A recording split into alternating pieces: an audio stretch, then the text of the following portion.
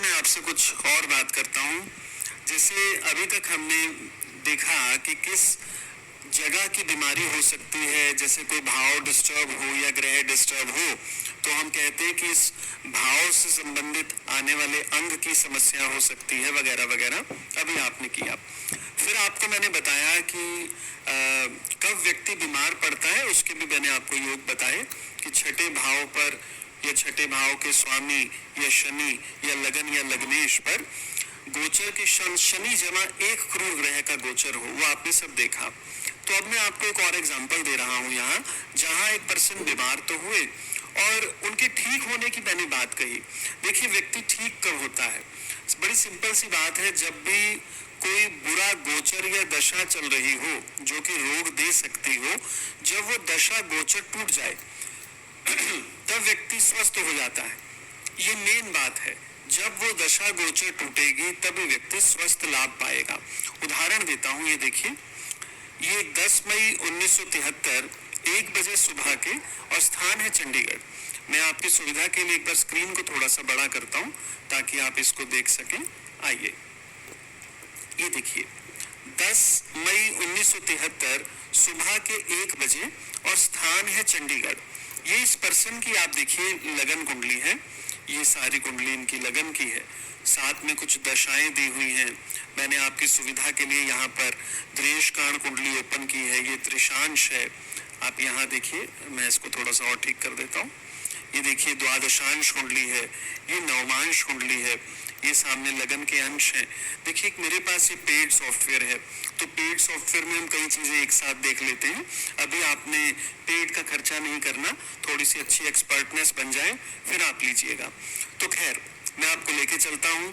देखिए इस पर्सन के जो राहु केतु है वो बहुत खराब है, लगन कुंडली से ही दिख रहा है, और राहु केतु नवमांश कुंडली में भी इतने अच्छे नहीं आ रहे। जो द्वादशांश कुंडली है वहां पर राहु केतु थोड़े से सुधर जाते हैं, और त्रिशांश कुंडली में फिर राहु केतु इतने अच्छे नहीं आ रहे, द्रेशकांड कुंडली में फिर इतने अच्छे नहीं है। ये 8वें में राहु और दूसरे में केतु है।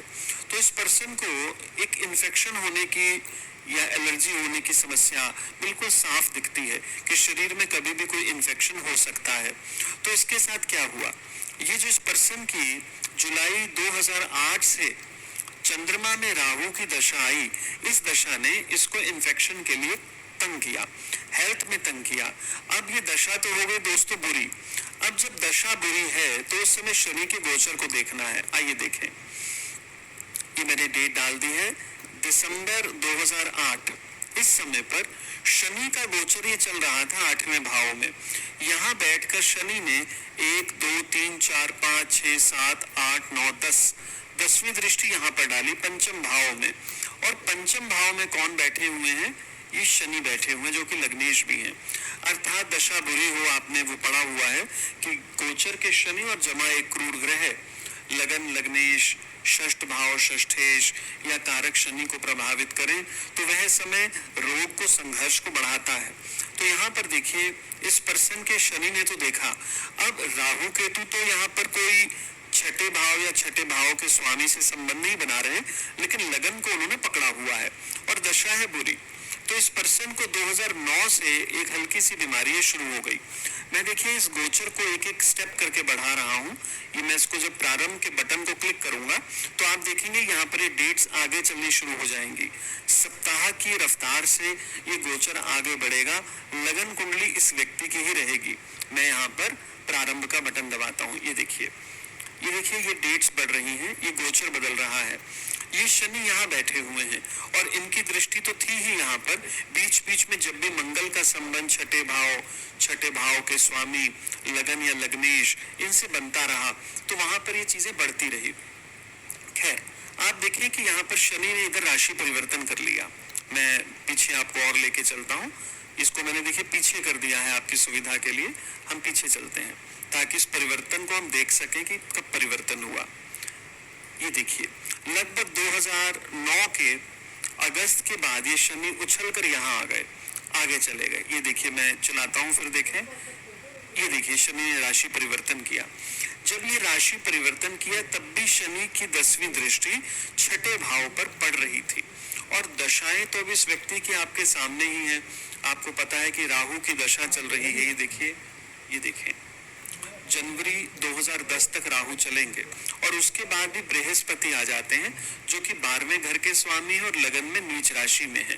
तो आगे हम यहाँ फिर देखते हैं इस पर्सन को, जो ये इन्फेक्शन चल रहा था, इस पर्सन को लगभग जनवरी 2009 के आसपास इन्फेक्शन चला और ये चलता रहा। ये मेरे पास भी कई बार आए और कई डॉक्टर्स के पास भी गए। इनको मैंने कहा कि जब तक ये दशा गोचर शुभ नहीं होगा आप उलझे रहोगे। और जैसे ही 2010 शुरू होगा, जब ये नीच के गुरु की दशा आएगी, यहाँ देखें जनवरी 2010 से मई 2011 तक गुरु की दशा है, तो इनको मैंने कहा कि समस्या और बढ़कर आएगी। ये मैंने क्यों कहा, देखिए मैं इसकी स्पीड थोड़ी कम कर देता हूँ। ये देखिए शनि का तो दृष्टि यहाँ बन ही रहा था और ये केतु भी यहाँ से कर्क राशि से इधर आ रहे थे लगभग नवंबर 2009 में। तो ये दो ग्रह यहाँ हो रहे हैं, शनि की 10वीं दृष्टि छठे पर और यहाँ केतु का ऑलरेडी गोचर। तो ये तो अच्छी बात नहीं है, स्थितियों को और बिगाड़ रहा है। अर्थात एक ही रोग स्थान पर 2 क्रूर ग्रहों का गोचर, शनि जमा 1 क्रूर ग्रह। और अभी जनवरी में जो दशा बदलेगी वो नीच के गुरु की है। तो यहाँ यही हुआ, इनकी समस्या और बढ़ गई, ये और तंग हुए। अब इन्होंने फिर पूछा कि मैं कब ठीक होऊंगा। सिंपल सी बात है, जब दशा गोचर इस संबंध को तोड़े। मैं रोकता हूँ इसको, एक बार दशाएं दिखाता हूँ। ये देखिए मई 2011 से इन पर शनि की दशा आ जाएगी। ये शनि कौन है, ये शनि लग्नेश है और बहुत मजबूत बैठे हुए हैं। तो इनको ये गणना की गई कि मई 2011 से जो शनि आएंगे यही रिजल्ट देंगे। अब मैं फिर आपको गोचर पर लेके चलता हूँ। देखिए इसको फिर आरंभ करते हैं। दशा खत्म नहीं हो रही, गोचर ये टूट नहीं रहा, तो क्या होगा, व्यक्ति उलझा रहेगा। जब जब मंगल ने भी इसके अंदर योगदान दिया तो स्थितियां और बिगड़कर सामने आई। ये पर्सन इसी उधेड़-बुन में चलते रहे, कभी मेडिसिन लेते रहे, कभी कुछ उपाय करते रहे, लेकिन समय चलता रहा। अब मैं आपको मई पर रोक देता हूँ ले जाकर।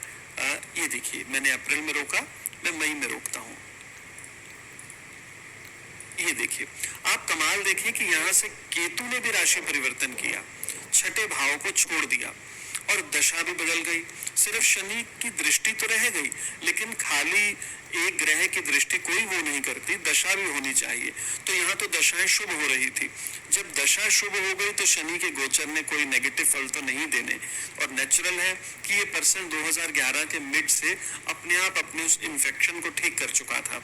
वो इन्फेक्शन इनके पेट में था, इनको प्रॉब्लम थी, कुछ भी खाना, डॉक्टर हैरान थे कि इतनी बड़ी समस्या क्यों आ रही है। खैर ये अपने एंटीबायोटिक और बहुत दवाइयों के साथ चल रहे थे। इनका जो समय का अनुमान मैंने लगाया था कि जब तक ये बुरी दशाएं खत्म नहीं होंगी, बुरा गोचर खत्म नहीं होगा, टूटेगा नहीं, तब तक चीजें इसी प्रकार की बनेंगी। तो आप देखिए मई 2011 के बाद शनि की दशा ने इनको लाभ दिया। तो ये बहुत अच्छा एग्जाम्पल है, इसका प्रयोग करें आने वाले टाइम में भी, ये काफी अच्छे रिजल्ट देगा।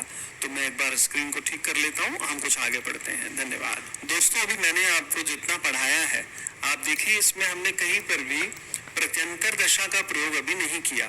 तो क्या इसका अर्थ है कि प्रत्यंतर दशा के कोई भी मायने नहीं है, कोई इंपॉर्टेंस नहीं है?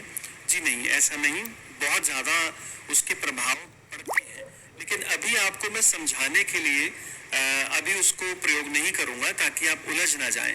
थोड़ा सा समय और देंगे, जैसे जैसे हम नजदीक पहुंचेंगे हम प्रत्यंतर का प्रयोग भी क्लियर करेंगे कि उसको कैसे प्रयोग करना है। बहुत बहुत धन्यवाद दोस्तों। एक चीज समझें, अब मैं आपको बता रहा हूँ बाधक ग्रह। देखिए ये जो टॉपिक है बाधक ग्रह का, इसका बहुत ज्यादा मैं प्रयोग तो नहीं करता, लेकिन किसी बुक में आपको लिखा मिल सकता है, तो वहां पर आपके मन में विचार आ सकता है कि ये क्या चीज है, ये कोर्स में है या नहीं है, क्लियर नहीं है। तो मैं आपको क्लियर कर देता हूँ, इसका कोई बहुत प्रयोग लगभग नहीं किया जाता। 1% लोग भी शायद मिल जाएं इसका प्रयोग करते हुए, और इसके रिजल्ट लगभग देखे भी नहीं गए। मैं क्लियर करता हूँ ये है क्या। देखिए बाधक ग्रह जन्म लगन में, अर्थात लगन कुंडली में यदि चर स्वभाव की राशि हो, लगन में यदि मेष, कर्क, तुला, मकर, इनमें से कोई राशि लिखी हो, तो एकादश भाव को बाधक ग्रह कहते हैं, बाधा देने वाला। और उसके स्वामी को या एकादश भाव में बैठे ग्रहों को बाधक ग्रह कहते हैं। ये हर ये अपनी दशा अंतरदशा के अंदर, महादशा में या अंतरदशा में ये तंग करते हैं, ऐसा कहा जाता है। आगे देखें, जन्म लगन में स्थिर स्वभाव की राशि, अर्थात लगन में यदि 2, 5, 8, 11 राशि हो तो नवम भाव को बाधक भाव कहते हैं।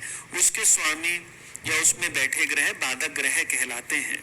आगे देखें, यदि लगन में 3, 6, 9, 12 इनमें से कोई राशि हो तो सप्तम भाव को बाधक भाव कहते हैं।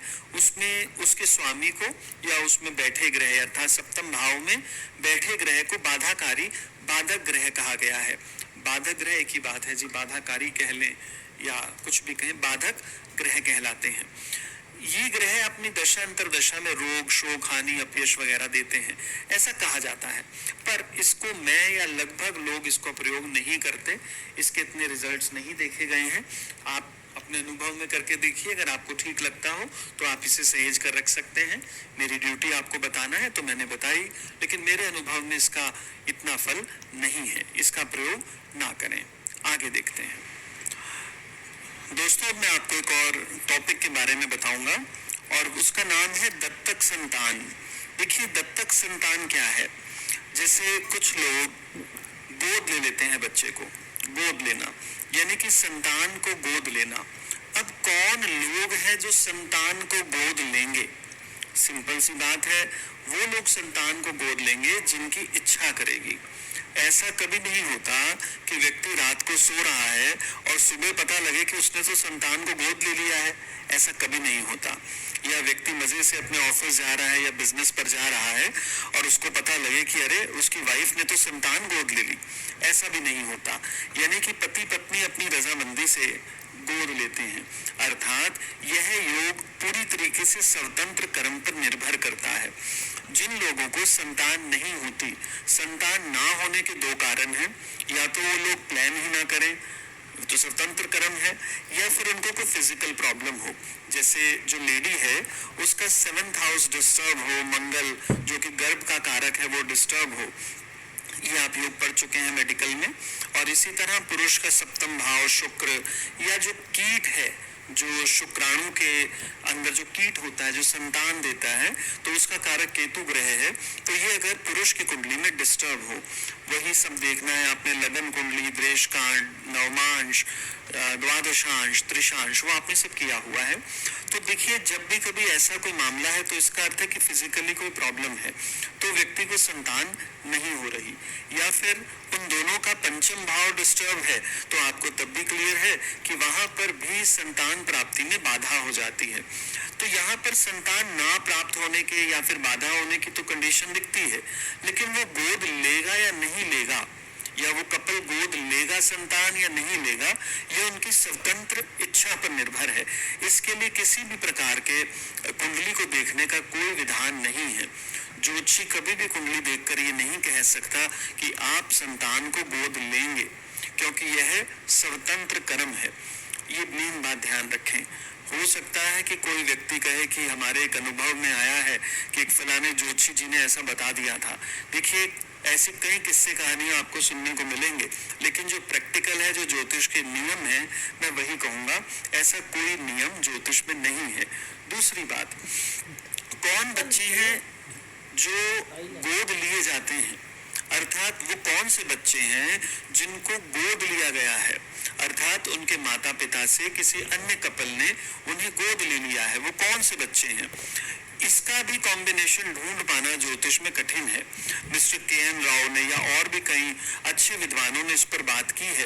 उन्होंने कहा, मैं आपको उदाहरण देता हूँ, उन्होंने कहा जिस व्यक्ति के 9वें घर की स्थिति खराब होगी इस प्रकार से, तो उसको लगभग गोद की, यानी कि उसको कोई गोद ले ले, ऐसी संभावनाएं काफी बन जाती हैं, क्योंकि 9वां भाव पिता का है।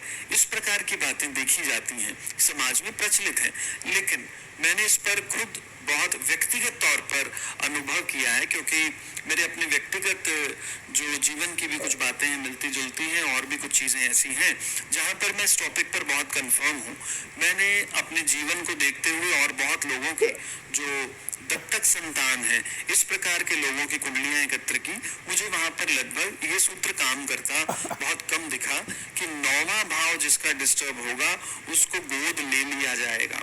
मैं इसमें इतना अच्छा नहीं निकाल पाया, या मुझे इसके योग अच्छे नहीं मिल रहे, या मुझे लगता है कि इसके योग ढूंढने कठिन है, कुछ भी हो सकता है, मैं इस पर बहुत स्पष्ट नहीं हूँ। लेकिन जो मेरा अभी तक अंतर्मन कह रहा है वो ये है कि किसी भी व्यक्ति की कुंडली देखकर कहना कि आप गोद लिए हुए हो, यह काफी कठिन है। तो इस चीज को ध्यान रखें। हो सकता है इन फ्यूचर मुझे अपने इस विचार को बदलने का मौका भी मिले, किसी अच्छे विद्वान से कुछ सीखने को भी मिल जाए, तो डेफिनेटली मैं आपको इसके लिए सूचित करूंगा। लेकिन अभी आप इसी को लेकर चलें। दोस्तों, अब मैं आपको बताऊंगा कि जैसे शनि का पाया, आपने काफी सुना होगा कि शनि का पाया क्या है। अर्थात जैसे किसी बच्चे का जन्म होता है तो कई पुराने लोग वो लगभग ज्यादा जन्म कुंडली जब नहीं पूछते कि कैसा है, तो एक मोटी मोटी बात के लिए पूछ लेते हैं कि कैसा पाया है, बच्चा किस पैर से आया है। इस तरह के शब्दों का प्रयोग करते हैं, उसको समझें, उससे एक अनुमान सा लगा लेते हैं।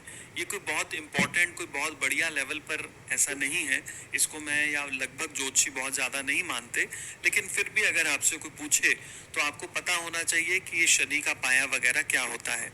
जैसे कुछ लोग कहेंगे कि बच्चा किस पैर से आया है, या कहेंगे कि शनि का पाया कैसा है, तो ये सब बातें हैं।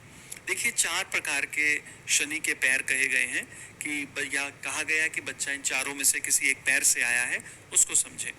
चांदी का पाया, यदि जन्म कुंडली में शनि चंद्र राशि से, अर्थात जहां चंद्रमा बैठे हैं वहां से दूसरे, 5वें या 9वें स्थान पर है, दूसरे, 5वें या 9वें स्थान पर हो, तो इसको चांदी के पाए का जन्म मानना चाहिए। श्रेष्ठता के क्रम में यह सर्वश्रेष्ठ माना जाता है। कहा जाता है कि बहुत अच्छा है जी, अर्थात कुंडली में जहां शनि बैठे हैं, चंद्रमा से जहां भी शनि बैठे हैं वो अच्छे बैठे हुए हैं, इससे ऐसा भान होता है। अर्थात चंद्रमा से शनि दूसरे, 5वें या 9वें भाव में बैठे हैं, तो ये बहुत अच्छा है। कहा गया है कि ये चांदी के पैर से आया है बच्चा, बहुत बढ़िया। अगली बात, यदि तांबे के पाए से कहा जाए तो उसमें हम कहेंगे कि यदि, ये वर्ड गलत लगा हुआ है आपकी, मैं इसको ठीक कर देता हूँ। यदि जन्म कुंडली में शनि चंद्र राशि से तीसरे, 7वें या 10वें स्थान में हो, तो उसे तांबे के पांव का जन्म मानना चाहिए। इसको हम दूसरे क्रम में मानते हैं। हम कहते हैं कि हाँ जी ठीक है, चंद्रमा से जो शनि बैठे हुए हैं तीसरे, 7वें या 10वें भाव में बैठे हैं, बहुत ठीक है, अच्छा है। सोने का पाया देखें, यदि जन्म कुंडली में शनि चंद्र राशि से 1, 6, 11 इन भावों में हो, तो कहा जाता है कि सोने के पांव से बच्चे का जन्म हुआ है। ये तीसरे नंबर पे आता है कि ठीक है। कहा भी गया है कि पैर में सोना नहीं डालना, आपको वो क्लियर होगा।